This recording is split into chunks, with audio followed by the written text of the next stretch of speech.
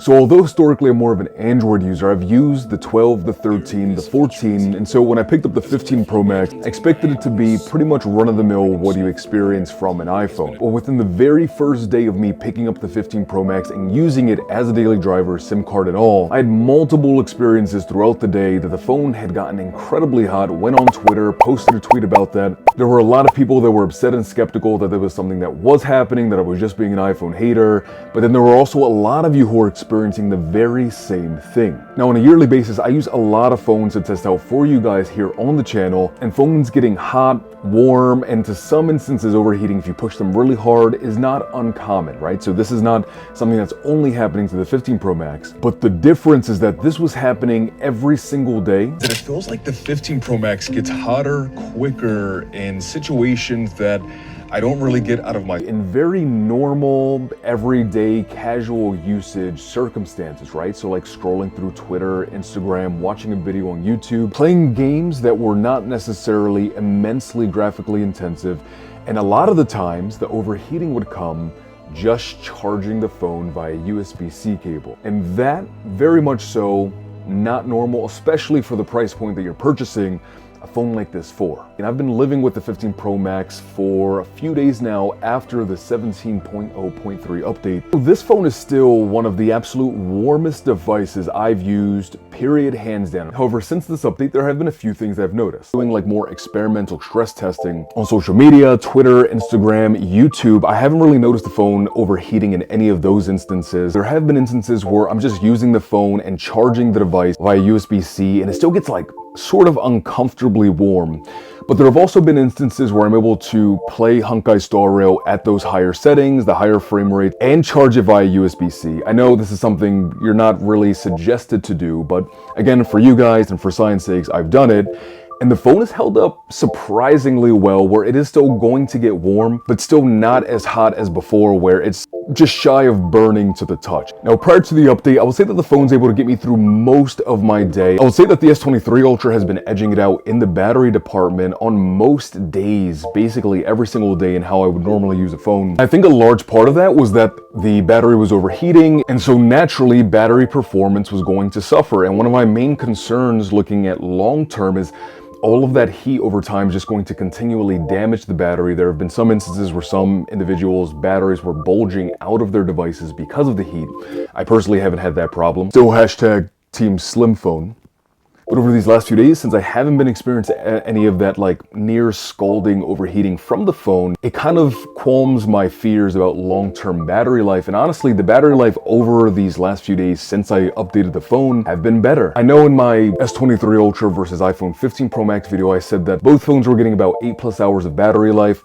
That's like on the best days I was getting that out of the 15 Pro Max, where on the 23 Ultra, that 8+ hour battery mark was more consistent. But since then, this has been a more consistent, reliable battery life on a day-to-day basis. Real quick, some concerns I've seen people having are rattling out of the speakers at maximum volumes. I personally haven't had that issue just yet anyway, where I'm able to, so like for example, let me see if I can, I'm gonna play a random song from YouTube's audio library so I don't get copyright stricken.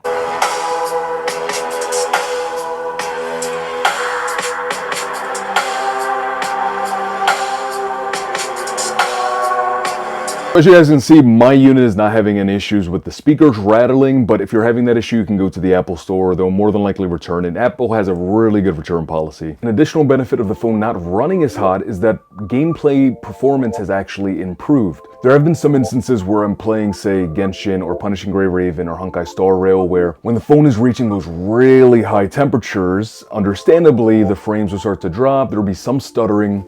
Though for the most part, the phone is capable of running everything at a maximum everything largely smoothly. There would be some of those instances where the phone would get really hot and you get those issues. Where now I'm able to play Honkai Star Rail and everything runs perfectly smoothly. Recording long video sessions, like when you're recording in that log format or even just normal 4K 60, the phone doesn't get as hot in the hand, and so it's more comfortable to just sit there and record what it is you're trying to record. Or before, there were times when I'd be holding the phone in both hands like this, trying to get a nice shot for you guys, or just recording some scenery, and the phone gets so hot I had to sort of like move my hands to the rails of the phone so that way my hands weren't burning. But now I'm able to just record normally the way that you would, kind of like this. Hold your phone and just record.